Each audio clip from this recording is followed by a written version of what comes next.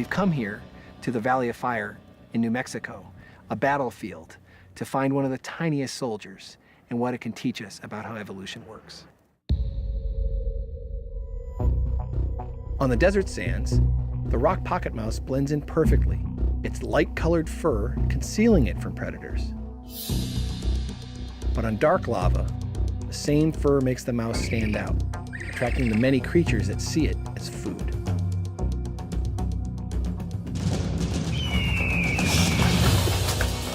These mice are the Snickers bar of the desert. They're eaten by foxes and coyotes and rattlesnakes, and certainly by owls, and maybe even occasionally hawks. And most of those predators are visual predators. So what happened to the pocket mice that found themselves on this new terrain? When I accompany biologist Michael Nachman onto the lava, it doesn't take long to find out. Oh, this one's closed. Nachman has been collecting mice unharmed in traps. And it's a dark one. It is, yeah. Now, are most of the ones you find up here dark? Almost all of them. Not only have the mice here evolved to be as dark as the rock, Shake them into the bag. the color change has occurred precisely where it will conceal them from hunters. Now, a bit of a white underbelly, too. That's right. All of the dark ones here and on other lava flows have a white underbelly, and presumably there's no selection for dark on the belly because predators are coming from above. Left to themselves, the mice show no preference for light or dark rocks.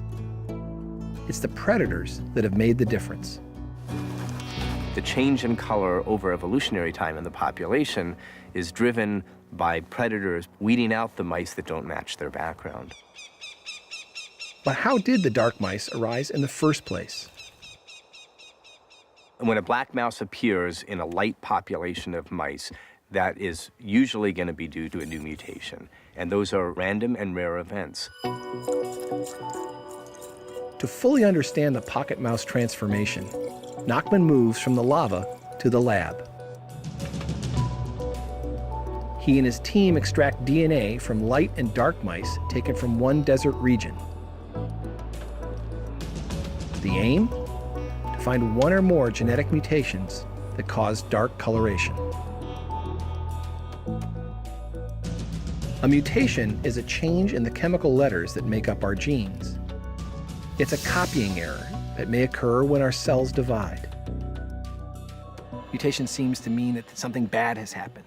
Well, mutations are neither good or bad. Whether they are favored or whether they are rejected or whether they're just neutral depends upon the conditions an organism finds itself. So for the pocket mouse, a mutation that caused a mouse to turn black, that is good if you're living on black rock, it's bad if you're living out in the sandy desert. The light mice are all on the bottom, here. Fur color is a trait controlled by many genes. To figure out how dark mice evolved, Nachman focuses on how these genes differ in dark and light mice. One by one, the genes prove identical, but at last, something does turn up. The difference between dark and light mice boils down to a difference of 4 chemical letters in a gene called MC1R.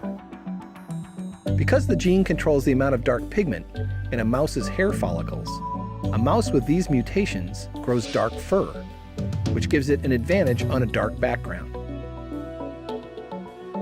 But still, that's one mouse. How would its dark fur spread to a whole population? This lava flow is about 1,000 years old. And so you might wonder, has there been enough time? It's only been 1,000 years. It's a very short period of time for a new mutation to come along and spread, and so that all of the mice on this lava flow are black, because really they all are. Indeed, such a rapid spread of a mutation may seem unlikely until you do the math. And the reason is that while only one new mouse born in 100,000 may be black, hundreds of thousands of mice are born in any given year. And then those mice that are black have enough advantage that their babies do better, and they have more offspring, and their offspring have more offspring. And just about a 5% advantage, compounded year in and year out, can very quickly turn the whole population black, as we see today. If dark color gives mice a 1% competitive advantage, and you start with 1% of the population being dark, then about 1,000 years, 95% of the mice will be dark. If instead, the dark color gives them a 10% advantage, then it only takes 100 years.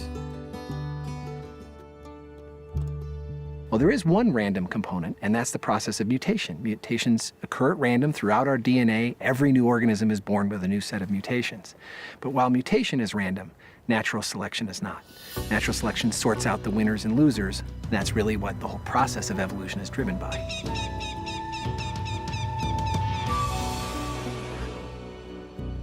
But if natural selection is not random, would it produce the same result under the same conditions? It does.